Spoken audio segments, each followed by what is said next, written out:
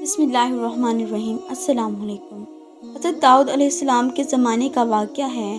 دو عورتیں کہیں جا رہی تھیں، ان کے ساتھ ان کا ایک بیٹا بھی تھا۔ راستے میں اچانک بھیڑیے نے ان پر حملہ کیا اور ایک کا بیٹا چھین کر لے گیا۔ دونوں عورتیں دوسرے بیٹے کے بارے میں جھگڑا کرنے لگیں۔ جو بچ گیا بڑی عورت چھوٹی عورت سے کہنے لگی، بھیڑیا تیرا بیٹا لے گیا ہے۔ نہیں، بھیڑیا تیرا بیٹا لے گیا ہے، چھوٹی نے کہا۔ پھر وہ دونوں اپنا فیصلہ کرانے حضرت داؤد علیہ السلام کے پاس آئی۔ آپ نے بڑی کے حق میں فیصلہ کر دیا، یعنی زندہ لڑکا بڑی عورت کا ہے اور بھیڑیا چھوٹی عورت کے بیٹے کو لے گیا ہے۔ پھر وہ عورتیں حضرت سلیمان علیہ السلام کے پاس سے گزری۔ حضرت سلیمان علیہ السلام نے پوچھا، حضرت سلیمان علیہ السلام نے فرمایا، میرے پاس چھری لاؤ، میں اس لڑکے کے 2 ٹکڑے کر کے ایک ٹکڑا دونوں کو دے دیتا ہوں۔ یہ سن کر چھوٹی عورت نے کہا، اللہ تم پر رحم فرمائے، یہ بڑی کا بیٹا ہے۔ حضرت سلیمان علیہ السلام نے یہ سن کر چھوٹی عورت کے حق میں فیصلہ دے دیا۔ چھوٹی عورت نے لڑکے کے ٹکڑے کرنا گوارا نہ کیے، کیونکہ وہ لڑکا اس کا تھا اور سگی ماں اپنے بیٹے کو تکلیف میں نہیں دیکھ سکتی۔ اللہ تعالیٰ نے حضرت سلیمان علیہ السلام کی تعریف کی۔ اللہ تعالیٰ نے اس فیصلے کو الہام کیا تھا۔ اس زمانے میں ایک قوم کی بھیڑیں دوسری قوم کے انگوروں کی بیلیں کھا گئیں۔ بھیڑوں اور انگوروں کے مالک کے فیصلہ کرانے کے لیے جب حضرت داؤد علیہ السلام کے پاس آئے تو آپ نے فیصلہ دیا کہ انگوروں کے مالک کو اس کے انگوروں کی قیمت ادا کر دی جائے۔ وہ دونوں حضرت داؤد علیہ السلام کے ہاں سے نکل کر حضرت سلیمان علیہ السلام کے پاس سے گزرے تو ان دونوں نے پوچھا، اے اللہ کے نبی، کیا یہ فیصلہ درست ہے؟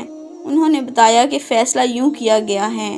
حضرت سلیمان علیہ السلام نے فرمایا کہ اگر تمہارا معاملہ میرے پاس آتا تو میں فیصلہ کرتا کہ بھیڑیں انگوروں کے مالک کے سپرد کر دی جائیں اور بھیڑوں کے دودھ اور پیدا ہونے والے بچوں سے فائدہ اٹھائے، حتیٰ کہ بھیڑوں کے مالک ان کی بیلوں کی اصلاح کریں اور پہلی حالت میں بیلیں تیار کر کے ان کے سپرد کر دیں، پھر اپنی بھیڑیں واپس لے لیں۔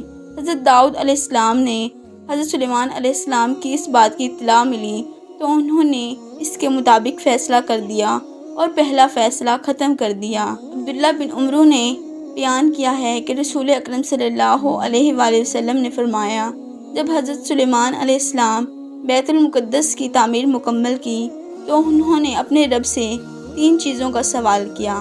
اللہ تعالیٰ نے 2 چیزیں دے دی اور تیسری کے بارے میں ہمیں امید ہے کہ وہ ہمارے لیے ہوگی۔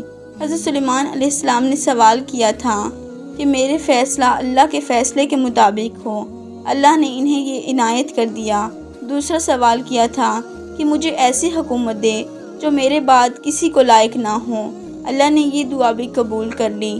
تیسرا سوال انہوں نے یہ کیا تھا، کوئی اپنے گھر سے صرف اس مسجد میں نماز پڑھنے کے لیے نکلے تو وہ اپنے گناہوں میں سے اس دن کی طرح پاک ہو جائے جس طرح وہ اس کی ماں نے ابھی اسے جنم دیا ہو۔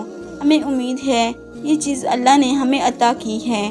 انگوروں کی بیلیں چرنے کا واقعہ اللہ تعالیٰ کے فیصلے کے مطابق فیصلے کے متعلق حضرت سلیمان علیہ السلام اور ان کے باپ داؤد علیہ السلام کی تعریف کی ہے۔